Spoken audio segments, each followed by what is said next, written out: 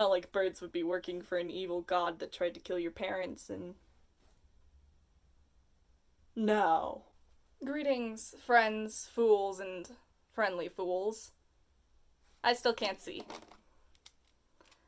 I am once again cosplaying Belladonna Davenport because I love her, and she is the best cosplay that I currently have, so that's fun. And I am back to talk once again about the story I wrote when I was 8 years old. Although, and specifically, for those who didn't catch the last videos, go watch them. They're probably going to be funnier than this one is. But also, I had a point with this.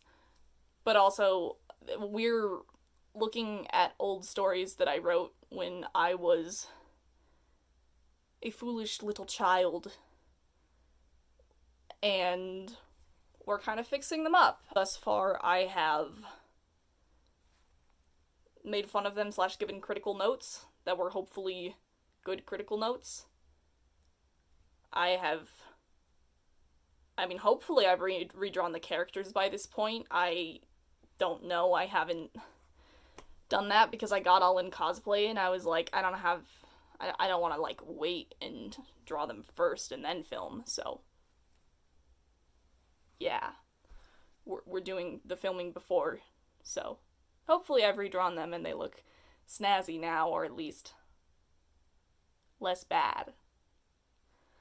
And now we are to the final part of this lovely saga, wherein I read out the plotline that I have devised for if I were to rewrite this story, which I do not intend to. I don't want to. Please don't. I don't like it. But so one second, sorry, just grabbing my laptop. When working on this, I was looking at it and I thought to myself, what components of the old plot do I consider to be doable? And we have stubbing toes on rocks to gain magic powers. I thought this was a very important plot point to retain. A cast of girl bosses and possibly their singular dude friend. Maybe. And a big murderer cat. And then the things that had to go, I didn't write them all down naturally, though I did have a singular one that I bothered to list out. There cannot be a Misty and a Mistel. There can only be one. I will say a plot component that I did not manage to achieve, but I think would be fun, would be Rosie, or as I call her in this updated version, Rosalie, having a random mild god complex. I will explain that in a second. I do actually think this could be possible, in the case that I were to not only write out this plot for this book, but also to, then write a second book. And you will understand that once I actually read the plot. But here's what I wrote before I had actually written out the plot, when I was just, brainstorming and, coming up with funny things, or at least I thought they were funny. She's convinced everything she does is amazing. A quote from her. Nature trembled at my whim. Trees bowing and vines raging and twisting. They sang their praises, worshipping my might. Choral anthems of sweetest delight and reverence filling my ears. And then, Mistel, or Maya, as she's called in this different version of things, would just be like, Girly Pop, you just made a daisy bloom. That's it. It's a really big daisy, okay? You're welcome. I know, I'm such a good actor, totally, I'm so good at this. I did not get through it, but I did tell myself I was going to write a song. As a joke. It was a joke. It was a joke, don't worry, it was a joke. I do write songs sometimes, but they're only about, traumatized detectives and murderers and things like that. You know, your normal songwriting material. Not about god-complexed children running around in a forest stubbing their toes on rocks. moving on. Hunted by the gods. Plot/background.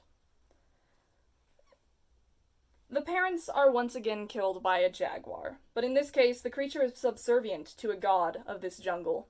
A harsh man, he has a very specific way that he believes things should go. Once children are a certain age, he thinks they must be separated from their parents and must then learn to survive on their own.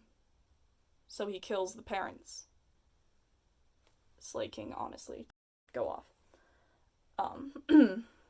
Other methods are employed to bring people together that he wants to meet. In other words, he's a shipper. So usually he finds matches for people, and they are expected to then fall in love with those matches, have children, raise them, and finally be killed so the cycle can repeat. I don't like how much I'm relating to this man. This is a joke. I just mean that fictionally, I'm over here like, aw, you two, now die. I don't usually let them kiss first. I'm just not that nice. Or perhaps I'm nice enough to not let them have the false hope. You can decide whatever you want. The main cast, stricken with grief after having watched their parents die, and confused as all heck as to why it happened and why the beast didn't kill them too, are now reliant on their oldest sisters to survive. One, Maya, who we once knew as Miss Dell, takes this mantle very seriously, but the other, Rosalie, darned Rosalie, is distant and irresponsible, having caught herself up in anger and intrigue. The jaguar wore a collar. She wants to know whose it was. She wants to avenge her parents. She's certain that this person must have it in for their family, and thus, in her mind, the best thing she can do is kill it and its master. Though she wants to know why, first. This is a good time for a side note about the fact that I probably have way too many female main characters with revenge complexes, but you know what? It's a fun motivation. Why do I do this? I don't know. It's interesting. Maya is annoyed and frustrated and wants Rosalie to focus on her task of caring for their family. Frustrated every time she learns that her sister returned to the scene of the crime. In other words, where their parents' bodies were dropped, and I don't know, in my mind, I was imagining that they were still there. Because these kids don't have time or the resources to clean up bodies. I assume. I don't know, I just like thinking of really horrible things, like visiting one's decomposing relatives and crying over them while you try to figure out how to make up for the fact that they're dead and that you couldn't save them because they died right in front of you.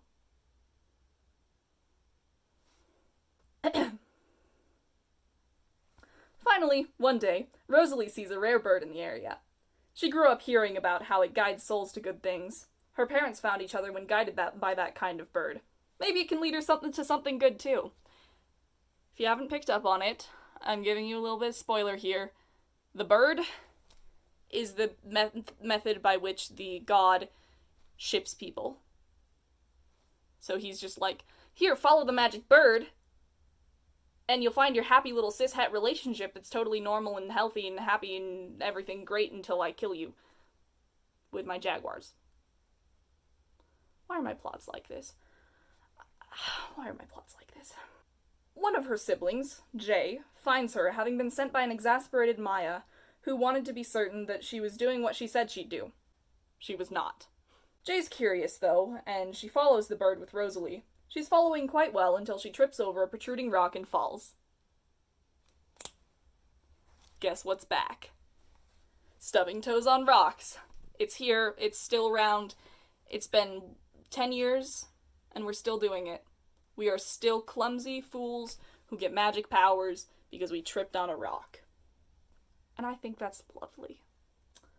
Rosalie, worried about missing the bird but concerned for her little sister, stops and tries to help her, begging the bird to wait as she assesses Jay's scraped hands and knees. Jay, meanwhile, fascinated by what she tripped over, starts digging out the stone, which Rosalie is annoyed by because she thinks they need more things than pretty rocks. Like revenge. The bird notices and flies at them, screeching, going for Jay, and Rosalie wards it off while Jay tries to get the rock out more quickly. Once she has it tucked out of sight, she scrambles away in a panic. The bird watches her, then starts off again towards its intended purpose, having totally forgotten that the girl was playing with a magic rock a few seconds ago. It's all good. I don't know, man. Plot. Who needs it?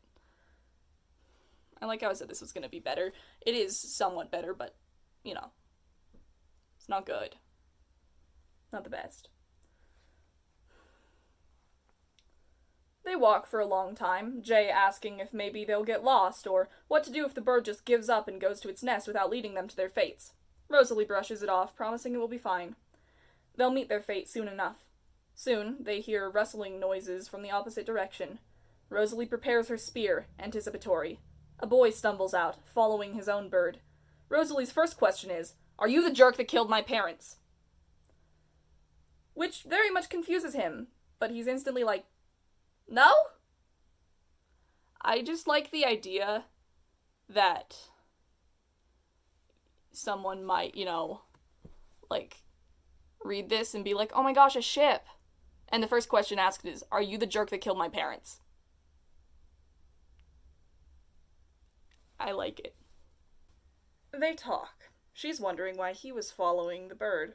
He says that his own mother used to tell him that those birds led lonely souls to each other. Rosalie's like, boy, I don't get lonely. I have too many friends. You see this thing? Points at Jay. The boy talks her into bringing him back, hoping to find new friends. Rosalie is annoyed, but after poking into him and his backstory a little more, she's fairly certain that he's not the one who killed her parents, and if nothing else, maybe he'll handle the childcare so she can work on solving her parents' murder, and Maya, when I wrote this, I didn't have the name swaps yet, so, yeah. Maya will finally be chill with her. The birds must have brought them together for a reason, right? It's not like birds would be working for an evil god that tried to kill your parents and... No. Maya is wary of him, but he explains that he doesn't have anyone and they agree to assimilate him into their group. It goes all right at first. He's nice to the kids, he's helping with catching or finding food, he's funny and tells a bunch of different life stories. But whenever he's alone with Rosalie, he's weird and won't stop making advances. Rosalie ignores it, not really getting what's going on and just brushing him off or staying away from him. Everyone else is warming up to him scarily quick. Jay approaches her at some point, complaining about strange dreams and feeling weird. Not a bad weird, just weird. Rosalie also kind of just ignores this, promising it'll be fine, and she feels weird and has bad dreams a lot of the time. Jay can wait them out. It'll get better. Your little sister comes up to you like, the magic rock is giving me problems. And you're just like, well, you see, after watching our parents die, I also struggled to sleep well. We all do it. Rosie needs therapy. The guy tries to make an advance on Rosalie again, this time getting way too close and creepy, and she breaks his nose. He's angry at her and complains that the birds led them to each other. They're supposed to be together. She should be with him. She kicks him in the nose this time and tells him to screw off. The next morning, everyone's disappointed that the guy is gone, and Maya's like, you really couldn't let me have one person help me out, huh? Rosalie's angry because this guy tried to violate her boundaries a million times, and she doesn't know how to get it across other than just, he was awful, he made me uncomfortable and wouldn't leave me alone. I think he liked me, too. So I punched him and made him leave. She's such a girl boss. We love that for her. Maya's exasperated, like, girl, liking someone's not a crime. Yes, Maya, but acting on it without consent is. Life lessons. Don't do that. Don't be a creep. Be a normal human being and functional member of society who doesn't ruin people's lives because of your weird, creepy messiness. Rosalie leaves, annoyed, telling them she's going to focus on finding their parents' killer completely. No more helping them. Then they can see how much she did. Jay tags along, but the others stay behind. Several more times, birds approach her. She follows them, is led to random boys, realizes they're not her parents' killers, and is like, okay, then I do not care. Leave me alone. Valid. Some try to follow her, but Jay enthusiastically tells them that she punted the last guy, and they back off. Jay expresses that her dreams are still getting weirder and consistently staying the same kind of weird. Strange things keep happening around her, too. She thinks she's going crazy or having visions or something. Rosalie brushes it off again, too broken up over the fact that she's finally doing what she wanted, looking for her parents' killer with hardly any distraction, but she's not doing it well. She has no leads. The birds aren't being any help, and she's starting to believe they're just stupid and have some boy detector quality. She is not far off from the truth, to be honest. Chagrined, she goes back to her family, apologizing and admitting she couldn't find anything. Maya forgives her, apologizes, and expresses that it was just exhausting trying to keep all the kids happy and alive. She wasn't appreciating Rosalie's efforts enough, because even with all that Rosalie was doing, Maya still had to do too much. Rosalie promises to do better, though she's generally depressed after having failed something she wanted so much. She spends a few days there, subdued, trying to help, then is awakened one night to find a jaguar looming above her. She screams, thinking it's about to kill her like it killed her parents, but it backs off. Everyone wakes up with the scream to find a jaguar running off into the forest and Rosalie following it. Jay takes off after her despite Maya trying to keep her from going. They follow for a long time, the jaguar pausing from time to time as though it doesn't want to lose them. Interesting. Just normal behavior for your parents' killer to be like, hey, please don't fall behind. I want you to catch up. I want you to, come find me. Nothing's wrong here. It's fine. After a while, they're led into this big, beautiful area. A person is standing inside of it, wearing strange ornamental armor of blue stones that look a bit like bones, but crystalline. He asks Rosalie why she hasn't been following the proper directives for a life. I don't know if you guys can tell, but my religious trauma and hatred for the expectation of cishet normative ideals was really leaking through into this plotline, where I have a girl who's just like, I don't want to get hitched with a boy, I want to go find the thing that killed my parents, and all that fun stuff. And then there's this god over here that's like, yes, but I told you to. Isn't that a good enough reason? And she's like, no, you suck. We're healing our religious trauma one step at a time, with one heavily traumatized girl boss at a time. And NB bosses too. She's like, your jaguar killed my parents. Any last words? He chuckles, uncaring, and the jaguar jumps on her, pinning her while a few others help keep her down. The guy is like, you followed my birds, but you never attached to the ones they led you to. I thought they'd lead me to my parents' murderer. That's not their job. They match partners together. Huh? When a mommy and daddy love each other very much. Ew! It's because a bird found them and brought them together so they could fall in love. Ew!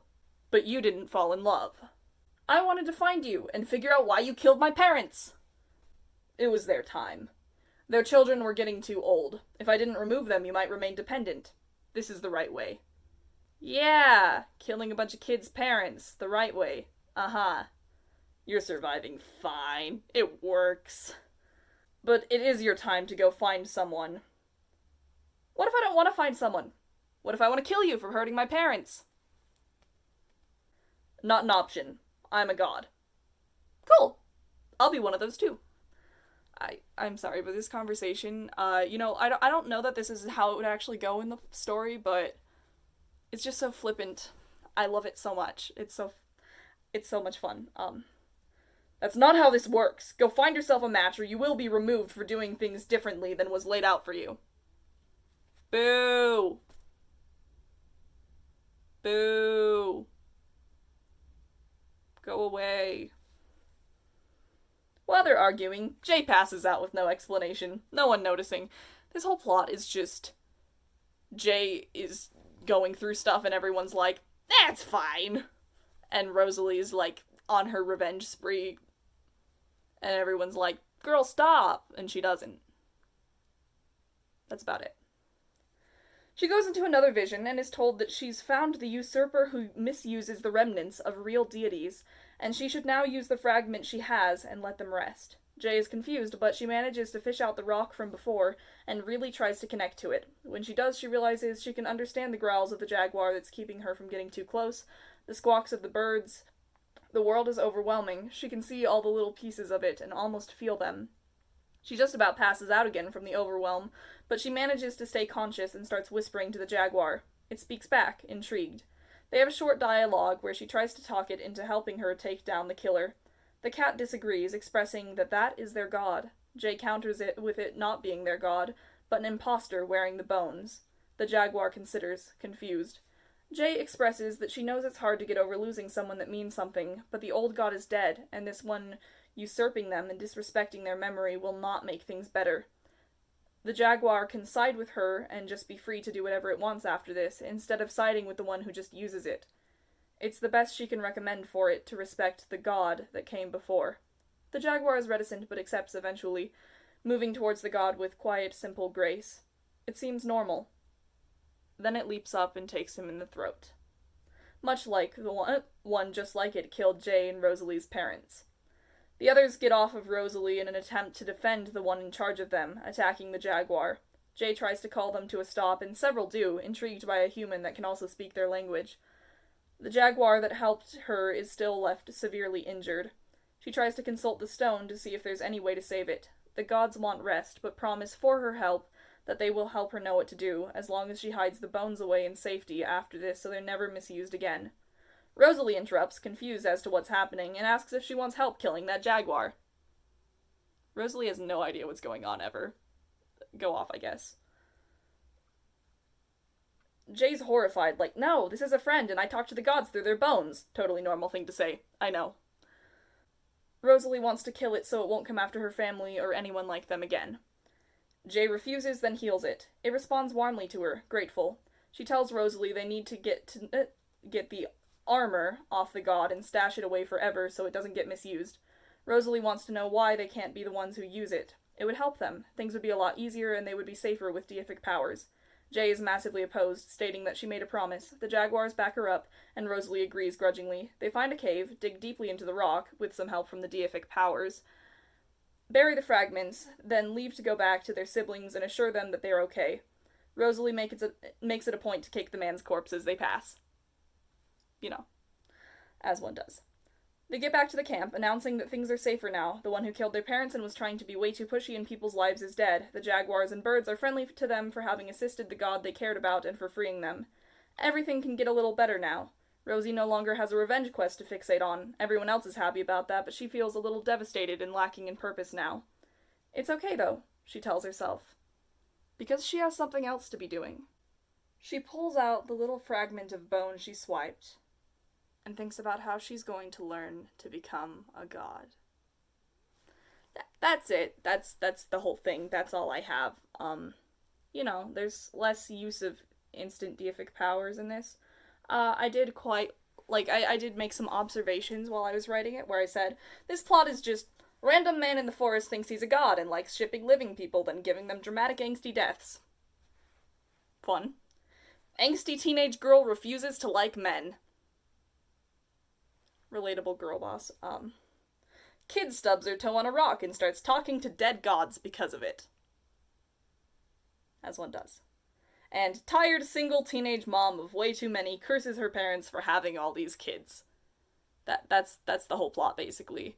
I gave Jay rock collecting tendencies. Whatever kid may have once been Kay, was Jay's twin, and I gave him, this whole, I was coming up with his personality and everything, and just, yeah, I gave him this whole thing, and I'm never actually going to write it, though, because I am me, and I don't write things. Writing takes effort. Writing takes more energy than I have, so I don't do it as much as I should.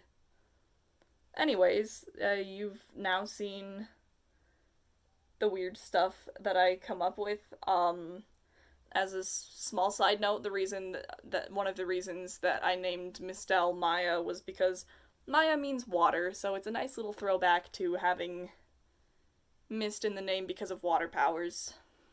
That's about it. I hope you enjoyed. I hope that you found the plot idea interesting. And, I thanks for watching. I hope you enjoyed this dumb series. If there happens to be I have a lot more writing things that I tried to work on when I was a kid, which, with any luck, I will be able to go over. I have some from when I was 9, stretching until I was 15. The more recent stuff I kind of want to keep to myself so that I can rework it a little bit more, but there's a lot. There's a lot. So if you'd be interested in those, I hope you stick around and express that, and thank you all for watching. I hope you have a lovely day.